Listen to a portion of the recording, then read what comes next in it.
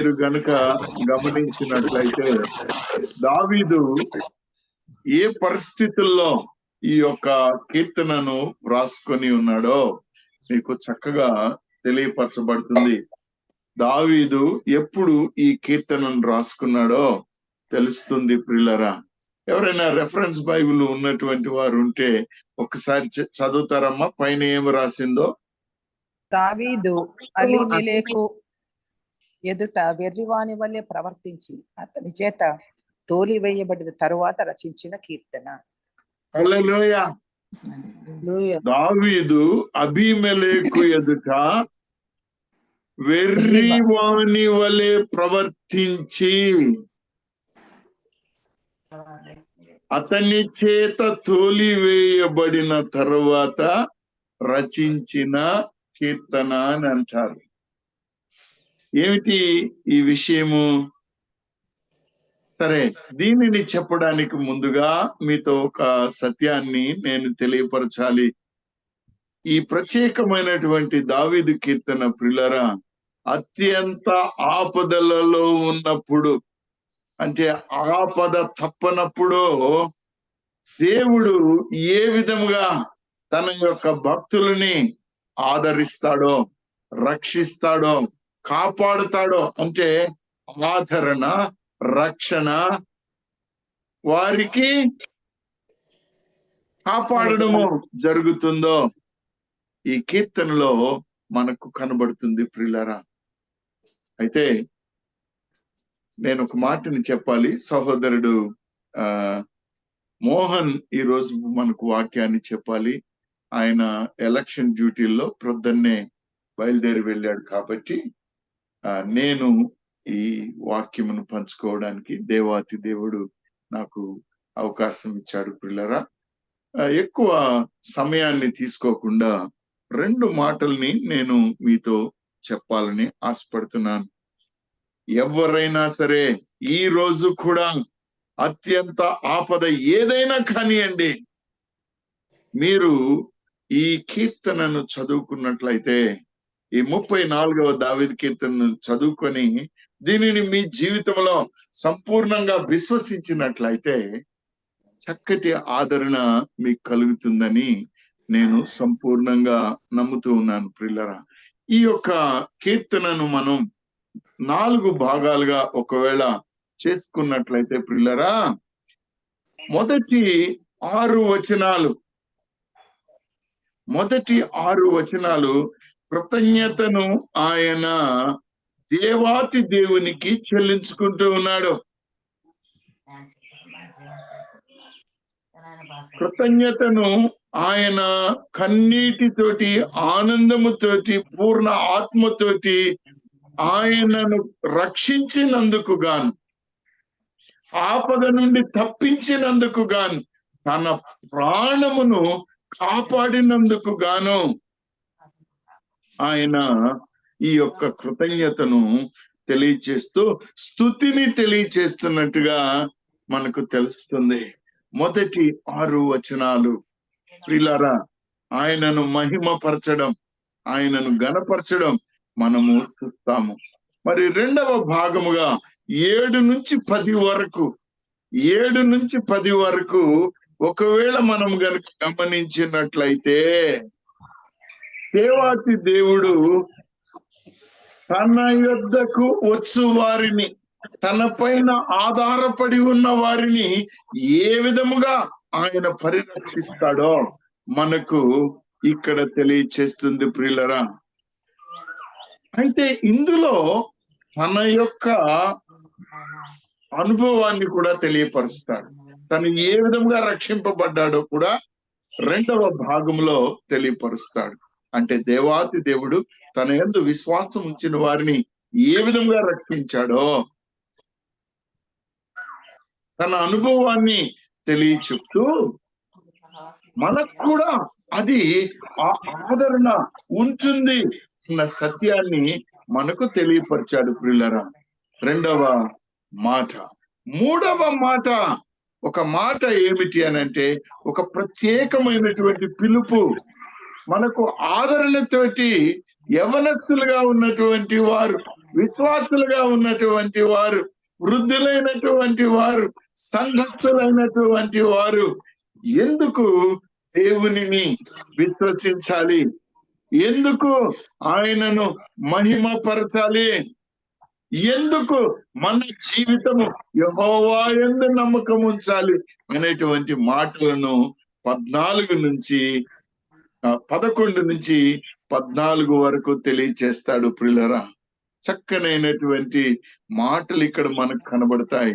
చివరిగా 4వదిగా 15 నుంచి 22 వచనాల వరకు చూస్తే, ఆయన పరిశుద్ధుడు, గొప్ప పరిశుద్ధుడు, మనకు మహత్కరమైనటువంటి ధన్యతనిచ్చాడు అన్నటువంటి మాటను మనము చూస్తాం ప్రియులారా.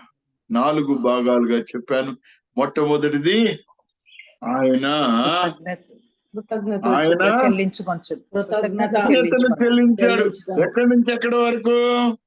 మొదటి 6 వచనాల్లో కృతజ్ఞతను చెల్లించేశాడు. ఈ కృతజ్ఞత నీ జీవితంలో, నా జీవితంలో కూడా ఉండాలి. రెండవది, ఈయన తన సొంత అనుభవాన్ని తెలియపరుస్తూ ప్రతి విశ్వాసికి ఆయన ఏ విధముగా సహాయం చేయగలడో, రక్షింపగలడో 10వ వచనం వరకు 7 నుంచి 10 వరకు తెలియపరుస్తాడు. మూడవది ప్రముఖమైనటువంటిది, మనందరికీ కూడా ఒక పిలుపుని దావీదిస్తున్నాడు. అయ్యా, రక్షించిన దేవుడు నిన్ను కూడా రక్షింప సమర్థుడు. నీ జీవితంలో నీవు ఆయనను విశ్వసించి పుస్తకమనేటువంటి మాటను 11 నుంచి 14 వరకు తెలియచేస్తాడు ప్రియులరా. 4వదిగా ఒక మాటని ఆయన అక్కడ చెబుతూ, అయ్యా ఆయన పరిశుద్ధుడు, మనల్ని ఆదరిస్తాడు అనేటువంటి మాటలు మనకు చెప్తాడు ప్రియులారా. దేవుడు చక్కనైనటువంటి ఈ కీర్తనను నా జీవితంలో కూడా నెరవేర్చి ఉన్నాడు. కనుకనే నాకెంతో ప్రియమైన కీర్తనలలో ఇది ఒక కీర్తన ప్రియులారా. మీరు ఎప్పుడైనా ఒక పాటని పాడారో లేదో నాకు తెలియదు, కానీ ఈ కీర్తనలో ఉన్న అర్థం అంతా కూడా ఆ పాటలోనే మీకు కనబడుతుంది. రుచి చూచి ఎరిగితిని యెహోవా ఉత్తముడనియు, రుచి చూచి ఎరిగితిని యెహోవా ఉత్తముడనియు,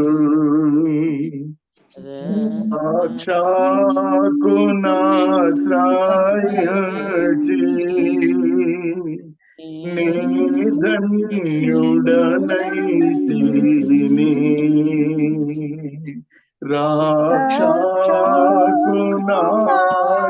రాక్షాత్కునాశ్రయించి నీ ధన్యుడనైతిని,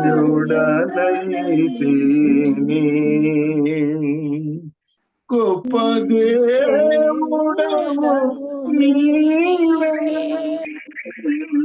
స్తుతులకు పాత్రుడా నీవే,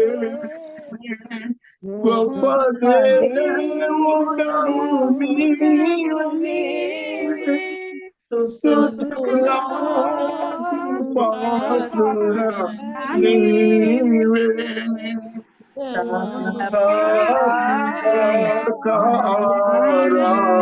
ఆరాధింతు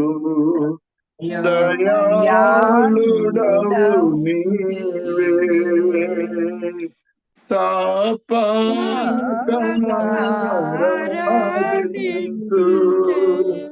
దయాళుడవు నీవే, రుచి చూచి ఎరిగితిని యెహోవా ఉత్తముడనియు. హల్లెలూయా. నా జీవితంలో నేను రుచి చూచి ఈయన ఉత్తముడని, నా దేవుడని, నా రక్షకుడని, నా ప్రభువని నేను సంపూర్ణముగా నమ్మి ఉన్నాను ప్రియులారా. సంపూర్ణముగా నమ్మి ఉన్నాను. మీరు కూడా మీ అనుభవంలో అనేకమైన విషయాలలో ఈయన ఉత్తముడని రుచి చూచి తెలుసుకొని ఉంటారని నమ్ముతున్నాను ప్రియులారా. ఎవరన్నా అనుభవంలో ఈయన నిజంగా రుచి చూసి ఎరిగిన వారు ఉన్నారా? చెప్పగలరా? మేము ఉన్నామండి అని. హల్లెలూయా. హల్లెలూయా. హల్లెలూయా. అత్యంత ఆపదలో ఈయన మన రక్షకుడు మనల్ని తప్పిస్తాడు ప్రియులారా. సమూయేలు గ్రంథము 21వ అధ్యాయంలో, సమూయేలు గ్రంథము 21వ అధ్యాయంలో 10 నుంచి 15 వచనాలని ఒక్కసారి చదువుతారమ్మా. అంతటా దావీదు ఆ. సౌలునకు భయపడినందున ఆ దినముననే లేచి పారిపోయి గాతు రాజైన ఆకీషు నద్దకు వచ్చెను. ఆ. ఆకీషు సేవకులు, ఈ దావీదు ఆ దేశపు రాజు కాడా? వారు నాట్యమాడుచు గాన ప్రతిగానాలు చేయుచు సౌలు 1000 కొలది హతము చేసిననియు దావీదు 10,000 కొలది హతము చేసిననియు పాడిన పాటలు ఇతనిని గూర్చివే కదా అని అతనిని బట్టి రాజుతో మాట్లాడగా, దావీదు ఈ మాటలు తన మనసులో ఉంచుకొని గాతు రాజైన ఆకీషునకు బహు భయపడెను. కాబట్టి దావీదు వారి ఎదుట తన చర్య మార్చుకొని వెర్రివాని వలె నటించుచు ద్వారపు తలుపుల వద్ద గీతలు గీయుచు ఉమ్మి తన గడ్డము మీదికి కారనిచ్చుచు ఉండెను. వారతని పట్టుకొని పోగా అతడు పిచ్చి చేష్టలు చేయుచు వచ్చెను. కావున ఆకీషు రాజు, మీరు చూచితిరి కదా, వానికి పిచ్చి పట్టినది. నా యొద్దకు వీనిని ఎందుకు తీసుకువచ్చితిరి? పిచ్చి చేష్టలు చేయు వారితో నాకేమి పని? నా సన్నిధిని పిచ్చి చేష్టలు చేయుటకు వీని తీసుకుని వచ్చితిరేమి? వీడు నా నగరిలోనికి రాతగునా అని తన సేవకులతో అనెను. హల్లెలూయా. ప్రియమైనటువంటి వారులారా, ఒక్క సెకండ్ నేను మీకు చెప్పాలని ఆశపడుతున్నాను. ఎందుకంటే ఈ దావీదు ఎలాంటి పరిస్థితుల్లో ఉన్నాడో 20వ అధ్యాయం చదివి మీరు 21 కూడా చదివితే తెలుస్తుంది.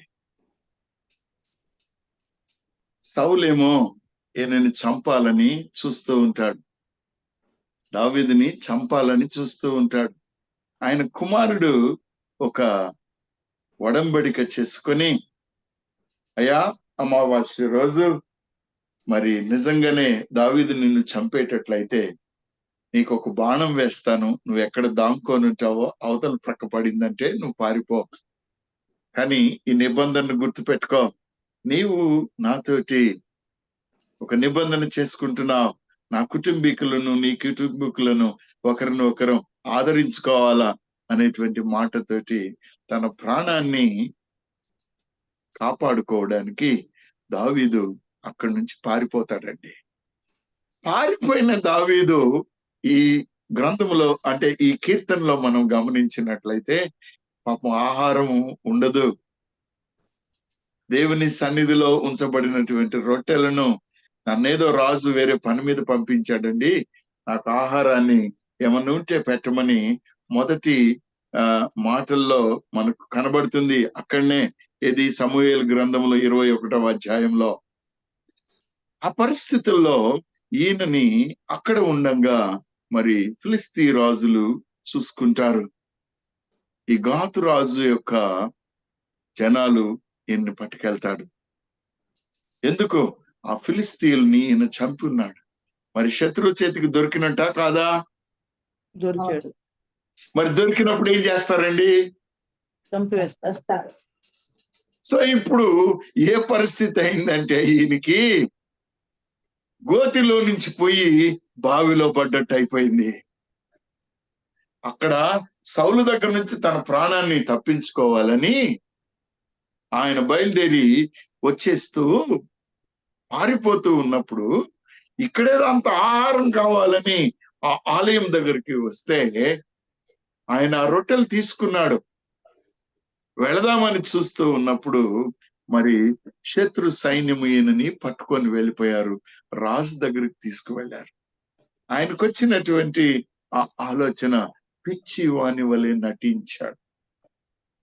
చూడండి ప్రియులరా, మొట్టమొదట తన సొంత రాజు అయినటువంటి సౌలు చంపడానికి చూచాడు.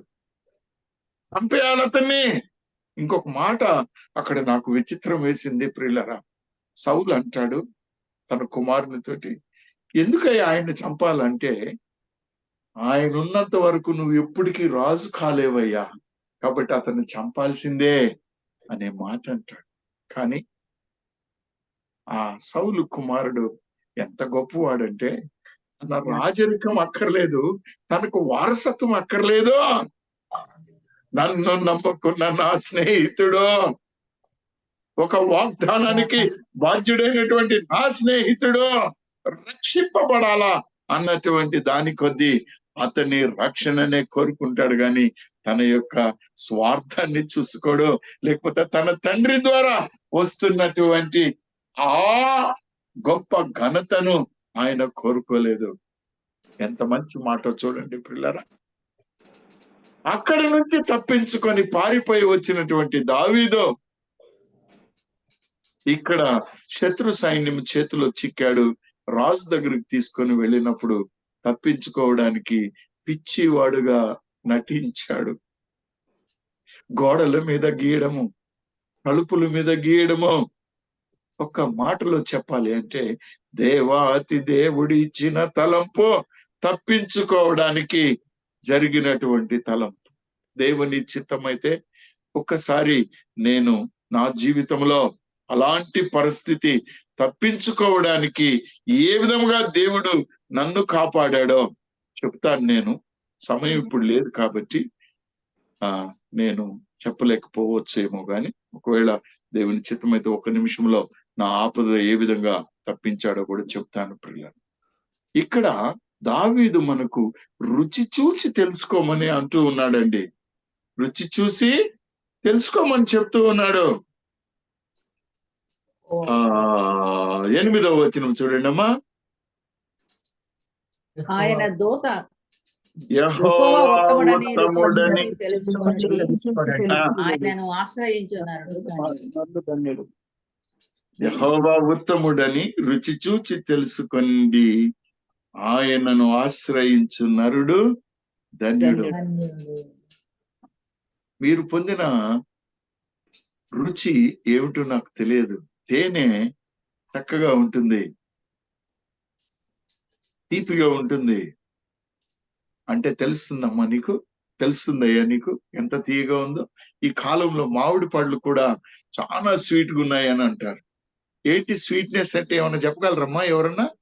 దాని యొక్క నిర్వచనం చెప్పగలరా?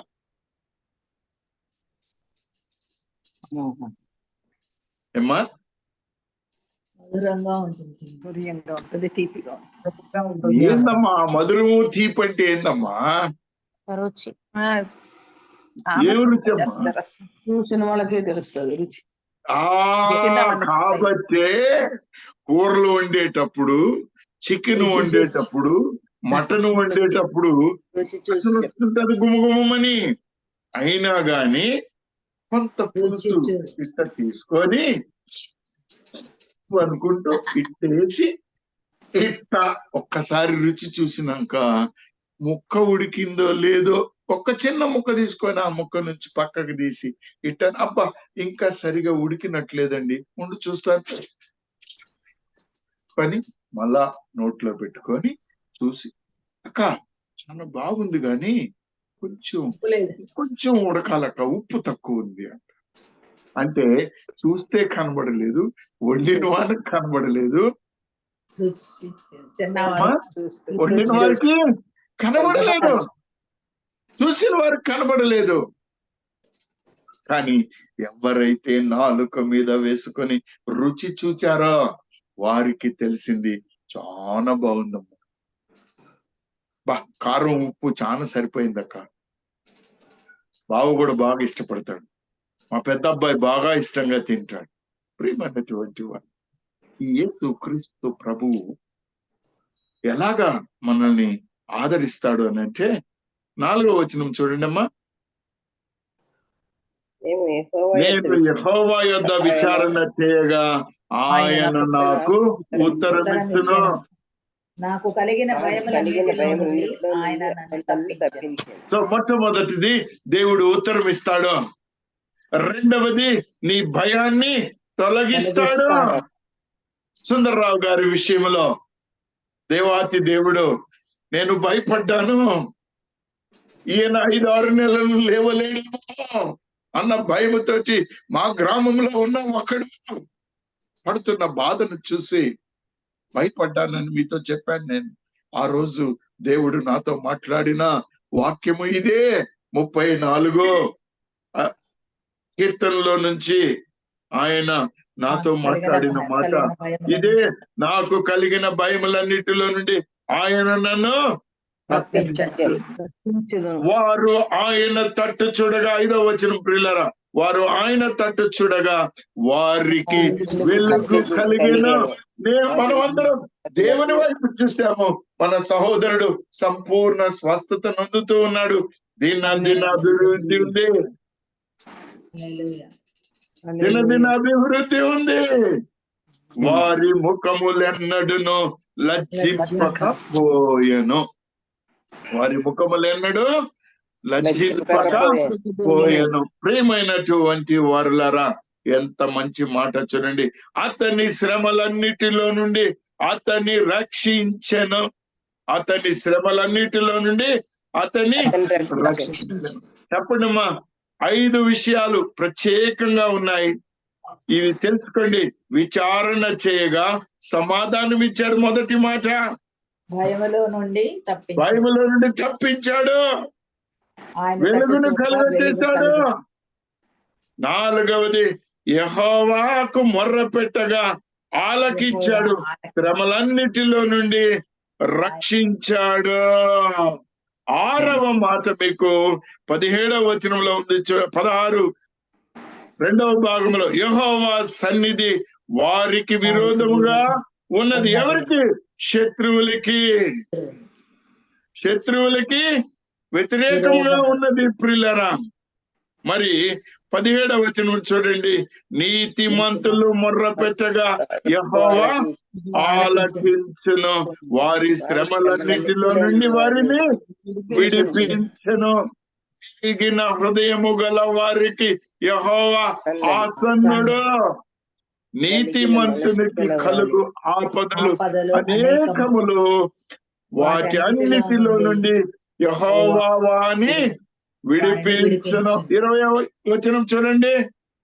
ఆయన వాని ఎముకలన్నిటినీ కాపాడును, వాటిలో ఒక్కటైనను విరిగిపోదు. ఎంత గొప్ప దేవుడు అండి! ఎవరైనా చేయగలరా అండి? నిన్నటి దినమున నా జీవితంలో జరిగిన అనుభవం ప్రియులారా, ఒక కేసులో 4 అన్నదమ్ములు ఒక పొలం విషయంలో వారు పొజిషన్ లో ఉన్నారు. వారిని ఎట్లయినా తప్పించాలి. 300 మంది దాదాపుగా రాత్రి 11 గంటలకి వారి మీద అటాక్ చేశారు. పోలీసు వారు వారితో కుమ్మక్కై ఉన్నారు. హైకోర్టులో 2 కేసులు ఉన్నాయి, లోయర్ కోర్టులో 3 కేసులు ఉన్నాయి. కానీ వాళ్ళని కొడితే ప్రియులరా,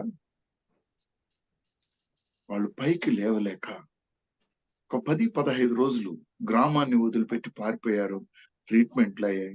నిన్న వచ్చి దండం పెట్టి, అయ్యా మాకు ఈ కేసులో ప్రాణం బతికితే చాలయ్యా, వదిలిపెడతామని అంటే కన్నీరు వారి ముందు కార్చలేను కాబట్టి, దేవా న్యాయం దయచేయ్యా, సహాయం చేయ్యా అని నేను బాధపడ్డాను. ప్రియులరా, ప్రియమైనటువంటి వారులరా, నువ్వు ఏ ఆపదలో ఉన్నావో నాకు తెలియదు, నీ పరిస్థితి ఏంటో నాకు తెలియదు. కానీ ఈయన ఉత్తముడండి. ఈయన ఉత్తముడు.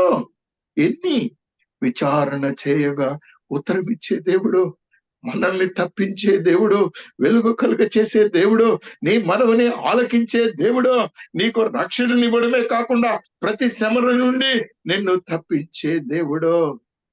కాబట్టి నువ్వు ఏం చేయాలి అనేటువంటి మాట 8వ వచనంలో ఉంది. చూడండి. యెహోవా ఉత్తముడని రుచి చూచి తెలుసుకొనుడి. యెహోవా ఉత్తముడని రుచి చూచి తెలుసుకొనుడి.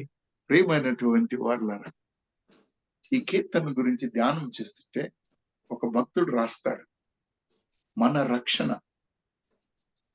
మన పాప క్షమాపణ,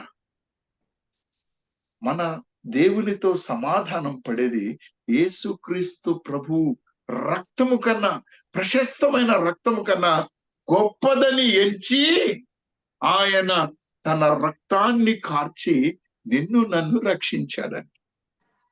ఎంత గొప్ప మాట చూడండి. The blood of Christ have been shed because your salvation is considered as the greatest. నిన్ను రక్షించిన దేవుడు పరిశుద్ధుడు. నిన్ను పిలిచిన దేవుడు నిన్ను రుచి చూడమంటున్నాడు ఈ రోజు కూడా.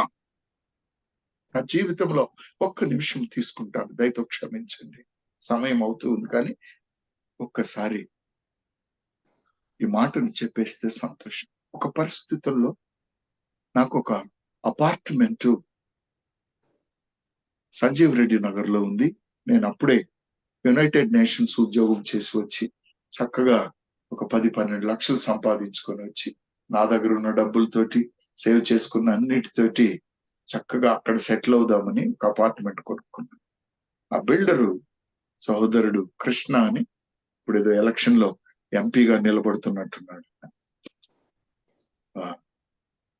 ఆయన వచ్చి, సార్ మీరు కొనుక్కున్నారు కదా, ఇది టైం పడుతుంది, కన్స్ట్రక్షన్స్ ఉంది, నేను ఇందులో అద్దెకుంటానండి, తర్వాత మీకు నెల నెల అద్దిస్తాను, మీరు కావాలనుకున్నప్పుడు రావచ్చు అంటే, అబ్బా ఎంత బాగా దొరికింది, బ్యాంక్ ఇన్స్టాల్మెంట్లు కూడా కట్టుకోవచ్చని ఆ అపార్ట్మెంట్ లో ఆయన్నే ఉంచి నేను వచ్చేసానండి.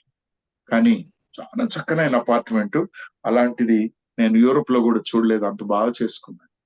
కానీ ప్రియమైనటువంటి వాళ్ళ ఒక స్టేజ్ వచ్చింది, నా కుమార్తెకు పెళ్లి చేయాలా, పోలీస్ క్వార్టర్స్ లో ఉంటున్నాను, వీడికి అసలు ఇల్లు కూడా లేదు, వీడి కూతుర్ని ఏందయ్యా మనం చేసుకునేది, వీడు ఆనెస్టో పోనెస్టో మనకు తెలియదు, కానీ వీడైతే అడుగు తినేటోడు, వీడి బిడ్డ మనకు వద్దని చెప్పి దాదాపు వచ్చిన సంబంధాలన్నీ వెనక్కి వెళ్ళిపోతున్నాయి.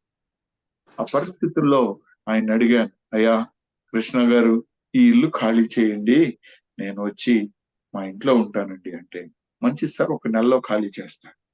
నెల అయిన తర్వాత దేవుడు చేయడు, ఖాళీ చేయమని అంటే మా ఇంటి దగ్గరకు వచ్చి, నువ్వేం చేస్తావు ఏంటి, నన్ను ఖాళీ చేయమంటున్నావు, ఎట్ట ఖాళీ చేస్తాను, నా పిల్లలు చదువుకుంటున్నారు, 2 ఏళ్ళు అయ్యాక నేను ఖాళీ చేయను, నువ్వు నన్ను పోలీసు వాడు అని బెదిరిస్తున్నావు, అది ఇది చేస్తున్నావు అని కాసేపు నా మీద ఎగరంగానే నాకు కోపం వచ్చి నోరు జారి ఒక మాట అన్నాను, అరే నా దగ్గర రివాల్వర్ చూస్తావు కదా నువ్వు, 6 గుండ్లు ఉంటాయి, 2 సరిపోతాయిరా నీకు నీ పిల్లలకి, మర్యాదగా ఖాళీ చేయకపోతే నీ అంతు చూస్తాను రా. అది రికార్డ్ చేసుకున్నాడు. చీఫ్ మినిస్టర్ రాజశేఖర్ రెడ్డి గారి దగ్గరికి వెళ్ళే వాడికి అవకాశం ఉంది, రెగ్యులర్ గా వెళ్తాడు రాజకీయ నాయకుడు. అక్కడికి వెళ్ళిన తర్వాత ఎట్టి పరిస్థితుల్లో వసంత్ కుమార్ ని సస్పెండ్ చేయించాలి, అతని మీద అటెంప్ట్ టు మర్డర్ కేసు పెట్టాలి, అతన్ని అరెస్ట్ చేసి రిమాండ్ చేయాలి, సస్పెండ్ చేయాలి, అరెస్ట్ చేయాలి, రిమాండ్ చేయాలి, కేసు పెట్టాలి, వాడి కుటుంబం నాశనం అయిపోవాలి, ఈ ఇల్లు నాకు అయిపోవాలి, ఇన్ని కోరికలండి. సరేనని చెప్పి నేను అప్పుడు డెప్యుటేషన్ మీద ఉన్నాను. చీఫ్ మినిస్టర్ గారు ఫోన్ చేశారు డీజీపీ గారికి.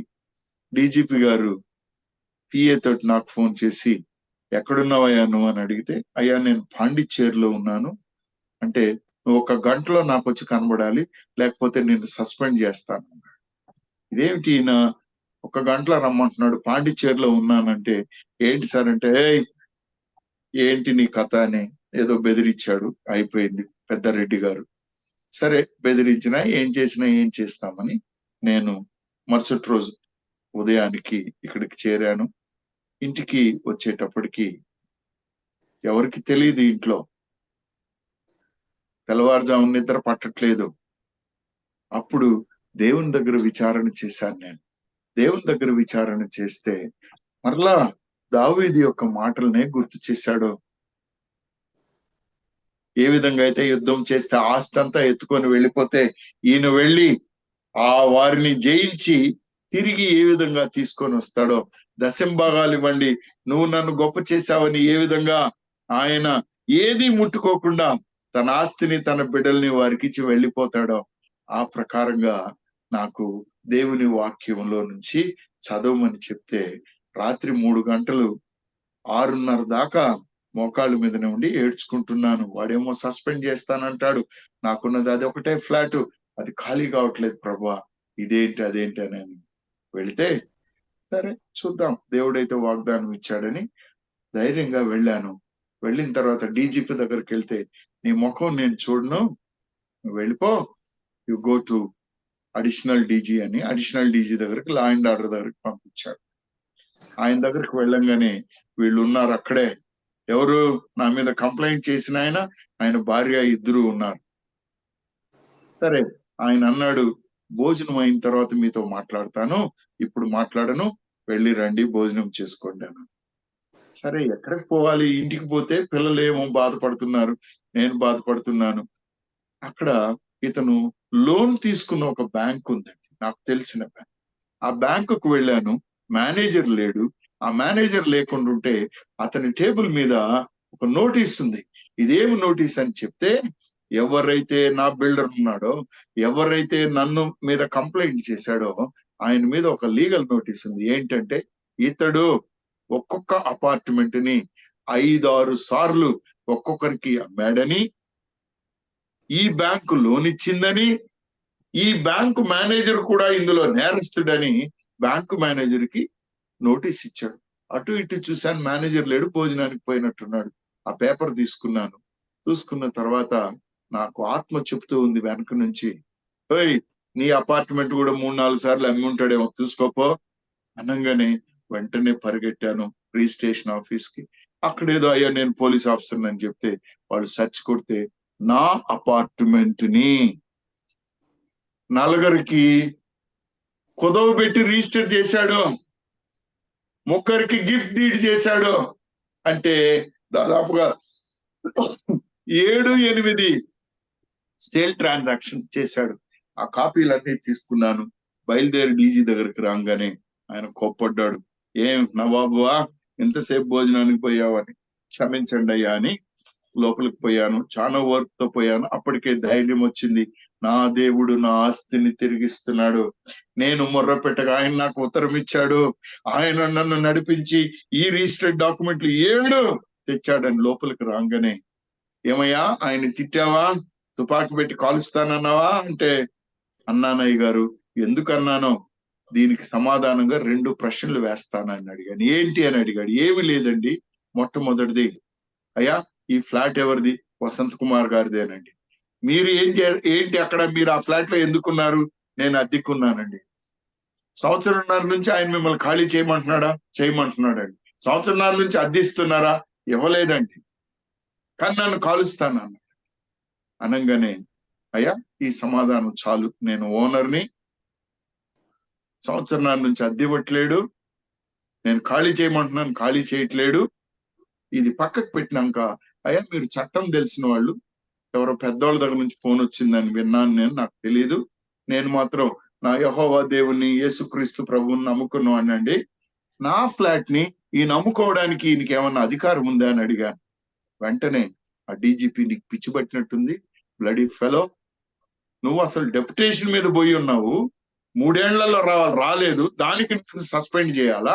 నన్ను ప్రశ్నలు అడుగుతున్నావు, మళ్ళా నిన్ను సస్పెండ్ చేయాలని నన్ను తిట్టడం మొదలుది. ఈ ఒక్క మాటేనండి, ఇంకేం అడగట్లేదు మిమ్మల్ని అని అడిగితే, ఆయన ఎట్లా అమ్ముకుంటాడు చెప్పండి. ఇదిగోనండి ఈ కాగితం చూడండి, 4 అమ్మాడు, ఇది చూడండి 3 గిఫ్ట్ డీడ్ చేశాడు, నా ఇంట్లోనే ఉంటున్నాడు, మరి ఏం చేయాలండి అనగానే, ఏమయ్యా ఇది నిజమే అంటే, అవునండి లాస్ట్ టైం నేను ఎలక్షన్ లో నిలబడ్డప్పుడు ఒక 3 కోట్లు కావాల్సి వచ్చాయండి, వీటిని నేను అమ్మి ఆ డబ్బులు వాడుకున్నానండి.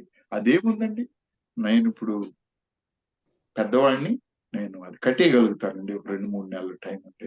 ముందు జైలుకి పోవయ్యా నువ్వు అని చెప్పి బెల్ నొక్కి సైఫాబాద్ పోలీస్ స్టేషన్ ఇన్స్పెక్టర్ ని పిలిచి తీసుకొని వెళ్ళమంటే బయటకు వచ్చి నాకు చెప్పాను నేను, అయ్యా నా శత్రువుని క్షమించమన్నాడు దేవుడు, నా మీద కంప్లైంట్ చేసావు నువ్వు, యెహోవా ఉత్తముడని నాకు తెలుసు, వారం రోజులు టైం ఇస్తా, కాగితం రాయాలా, ఇల్లు ఖాళీ చేయాలి, నాకు అప్పగించాలి, నా అద్దె ఇచ్చినా ఇవ్వకపోయినా పర్లేదని అంటే, ఆయన భార్య కాళ్ళు పట్టుకున్నది, నన్నొద్దమ్మా దేవుణ్ణి నేను నమ్ముకున్నానని చెప్పాను. వారం రోజుల్లో ఖాళీ చేశారు. ఆయన్నే ఆ ఇంట్లోనే కూర్చొని పెట్టి హౌస్ వార్మింగ్ సెరమనీ చేసుకొని దేవుని కృతజ్ఞతలు తెలియచేశాను ప్రియులారా. సస్పెన్షన్ పోయింది, కేసు లేదు, జైలు లేదు, నాశనం లేదు. నా ప్రాపర్టీ నాకు వచ్చింది. తర్వాత 6 మందికి అమ్మిన ఆ ప్రాపర్టీలో ఎవడు ఏగాలి ఏంటి అని చెప్పి ఒక 60-70 లక్షలకి అది అమ్మేసి నా డబ్బులు తీసుకొని నేను ఎక్కడో ఇంకొక దగ్గర కొనుక్కున్నాను. మరి దేవుడు ఉత్తముడు అంటాడా కారా? ఉత్తముడు. ఎంత గొప్ప ఉత్తముడు అంటే, నేను బ్రతికున్నంత వరకు ఈ సిచ్యువేషన్ ని నేను మర్చిపోలేను కాబట్టి ఎక్కువ సమయం తీసుకొని మీతో మాట్లాడుతున్నాను ప్రియులారా. అందుకే దావీదు రక్షింపబడినాడు కాబట్టి ఇప్పుడు మొదటి 3 వచనాలకు రండి. దేవుడు నిన్ను రక్షించాడు, ఆపద నుండి తప్పించాడు. ఆ దేవునిని ఏమి చేయమని చెప్తూ ఉన్నాడు చూడండి. మొదటి 3 వచనాలు, నేనెల్లప్పుడు యెహోవాను సన్నుతించెదను, నిత్యము ఆయన కీర్తి నా నోట ఉండును. నీ నోట్లో ఏముంది? శాపాలున్నాయా? నీ నోట్లో ఏముంది? అబద్ధాలున్నాయా? నీ నోట్లో ఏముంది? కోపం ఉందా? నీ నోట్లో ఏముంది? పగ ఉందా? వద్దు ప్రియులరా. నేనెల్లప్పుడు యెహోవాను సన్నుతించెదను, నిత్యము ఆయన కీర్తి నా నోట ఉండను. యెహోవాను బట్టి నేను అతిశయించుతున్నాను, దీనులు దాన్ని విని సంతోషించదు. నా సాక్ష్యాన్ని విని మొట్టమొదట నా కుటుంబం సంతోషించింది. నా బిడ్డలు ఈయన నమ్ముకున్న దేవుడు నిజముగానే రక్షకుడు అని నమ్మారు. ఈ రోజు కూడా నా పెద్ద కుమారుడు అంటాడు, డాడీ ఆ ప్రాపర్టీ పోయింది అనుకున్నాను డాడీ, నేను మీరు సస్పెండ్ అయిపోతారు అనుకున్నాను. ఎందుకంటే చీఫ్ మినిస్టర్ దగ్గర నుంచి చెప్పినాక డీజీపీలు ఇవన్నీ ఎందుకు ఆలోచిస్తారు డాడీ అని. కానీ ప్రియమైనటువంటి వాళ్ళ మన దేవుడు ఎంత పెద్ద ఆపదనైనా తప్పించగల సమర్థుడని నీవెళ్ళాలి. నీ ఆరోగ్యమా, నీ అప్పుల బాధలు, నీ బిడ్డల పెళ్లిళ్ళు, నీ సమస్యలు ఏవైనా గాని ఆయన ముందు మొరపెట్టు. నేను యెహోవా యొద్ద విచారణ చేయగా ఆయన నాకు ఉత్తరం ఇచ్చెను. ప్రియమైనటువంటి వారలారా, ఇక్కడ మనకు ఆయనను నీవు స్తుతించినట్లయితే, ఆయనను నీవు మహిమ పరిచినట్లయితే, వచనంలో ఒక మాట ఉంది చూడండి, పిల్లల మీరు వచ్చి నా మాట వినుడి, యెహోవా యందు భయభక్తులు మీకు నేర్పెదను. బ్రతుకగోరు వాడెవడైనా ఉన్నాడా? మేలు నందుచు అనేక దినములు బ్రతకగోరు వాడెవడైనా ఉన్నాడా? చెడ్డ మాటలు పలకకుండా నీ నాలుకను, కపటమైన మాటలు పలకకుండా నీ పెదవులను కాచుకొనుము. ఎందుకు? 22వ వచనాన్ని చూడండి. యెహోవా తన సేవకుల ప్రాణమును విమోచించును, ఆయన శరణుజొచ్చిన వారిలో ఎవరునూ అపరాధులుగా ఎంచబడరు.